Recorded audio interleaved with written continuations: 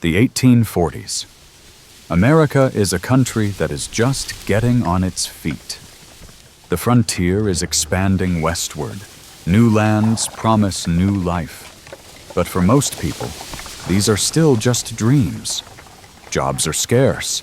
Money has become expensive and devalued, and the road to a better life lies through deserts and mountain passes. California was then a distant and almost mythical land.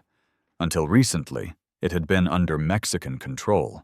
The political map of the region changed dramatically in the mid-1840s. It was a land of hills and valleys, scattered ranches and small settlements, Spanish missions, Indian camps, and rare American trading posts. And then, on January 24th, 1848, everything changed. At John Sutter's Dam and sawmill near Coloma, master carpenter James Marshall noticed something shiny in the water. He picked up a piece, looked closely, and realized it was gold. At first, the rumors remain local. A few people see the discovery, discuss it, but no one shouts it from the rooftops. Then the news reaches Sacramento, then the port of San Francisco. By the spring and summer of 1848, the rumors spread further. By the end of the year, the discovery was known on the mainland.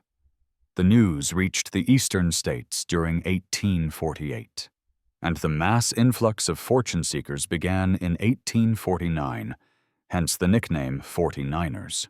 People renounce their familiar lives. They gather everything they have and set off on their journey. The routes vary greatly. Some travel on foot or by wagon across the prairies, some cross the mountains, and some travel by sea around South America or through the Isthmus of Panama. The journey can take months. Many cannot withstand the strain, illness, and danger.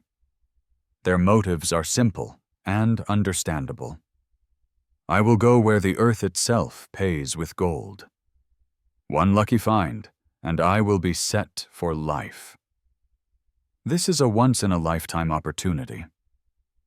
Thus began the Great Exodus, the movement of thousands of people toward a single idea, to find gold and change their destiny. Spring 1849.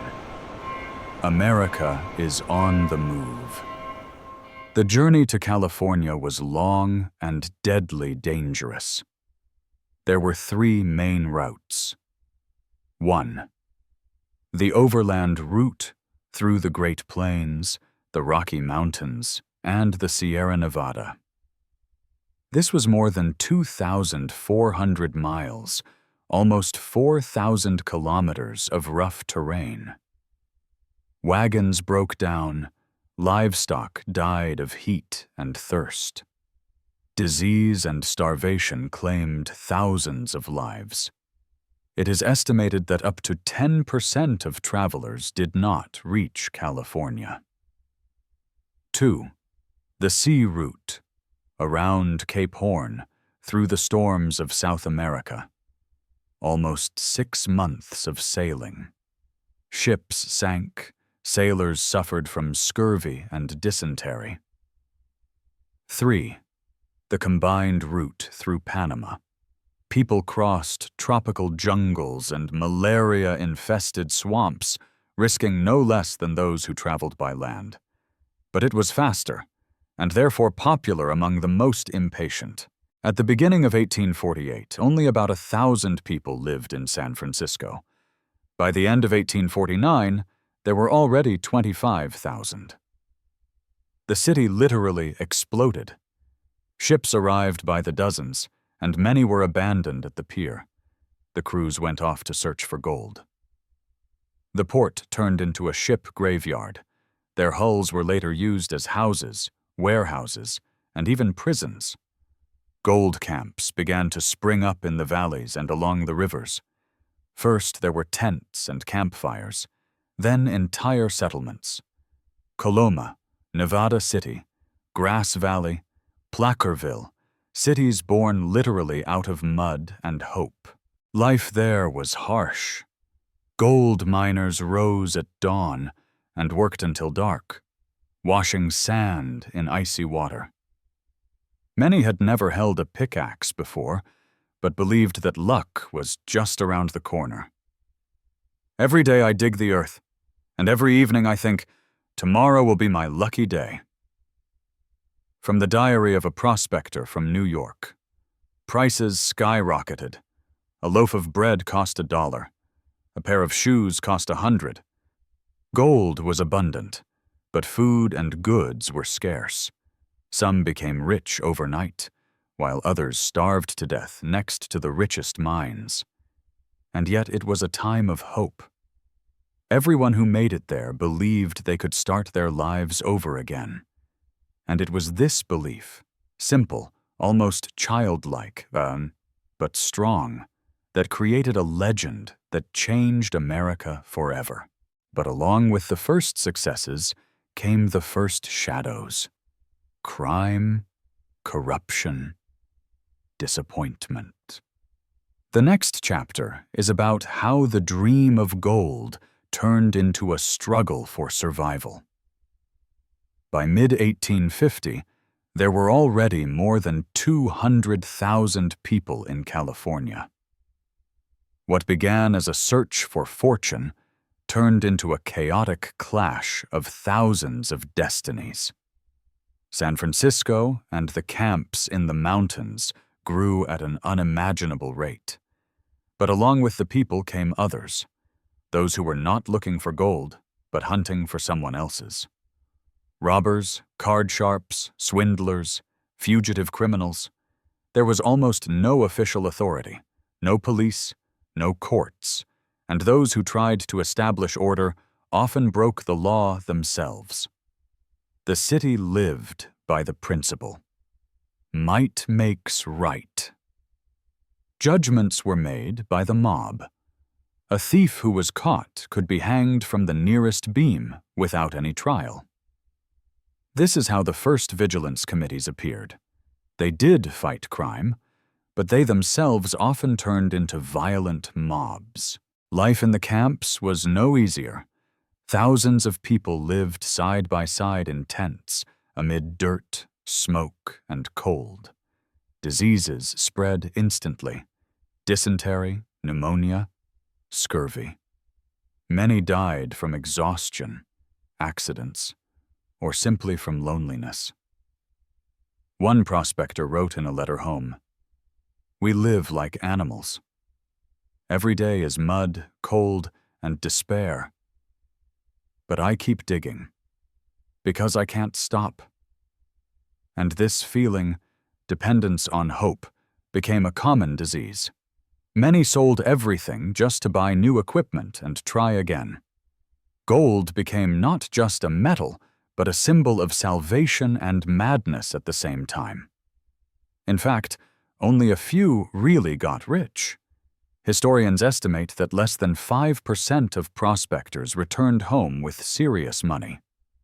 The rest either lost everything or died.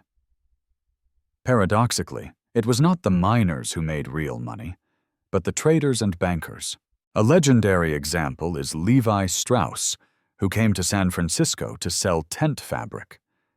When he realized that prospectors were tearing their clothes at the mines, he began sewing pants with copper rivets from this fabric. This is how Levi's jeans were born, a symbol of a new world built on gold. Merchants, shopkeepers, ferry owners, and warehouse owners made huge fortunes while thousands of miners starved. The economy of the Golden Land was built on greed and survival. The indigenous peoples of California, the Miwok, Maidu, Yurok, and others, suffered from violence, disease, and displacement from their lands. By 1848, there were more than 300,000 of them. 20 years later, there were fewer than 30,000. This is one of the most tragic chapters in the history of the American West. For some, gold became a symbol of freedom. For others, it marked the end of an era. By the mid-1850s, it became clear that the easy gold was running out. People left, camps emptied, dreams faded. But the consequences of this fever would remain forever in America's economy, culture, and consciousness. By the mid-1850s, the gold rush was coming to an end. The riverbeds were empty, the easy nuggets gone. Those who remained understood that the old gold was no more. But it was here, on the scorched earth of the mines, that a new America was born. San Francisco, once a chaotic camp of prospectors, had become a real city. The ports are bustling, stone buildings are being constructed on the streets, banks, newspapers, and theaters are opening. By 1860, more than half of the population of the entire California coast is already living here. Ships arrive from all over the world, from China, Europe, and Australia. California became the gateway to the Pacific Ocean, a place where East and West meet. It was during this period that what would later be called the American Dream began to take shape. The belief that anyone can achieve success if they take risks and work hard. Although the superficial gold was almost gone, a new era began, that of industrial mining. The first mines, steam pumps, and entire companies appeared, transforming manual labor into industrial labor. This was no longer the romance of individuals, but the beginning of capitalism in the West. And with it came a new social reality.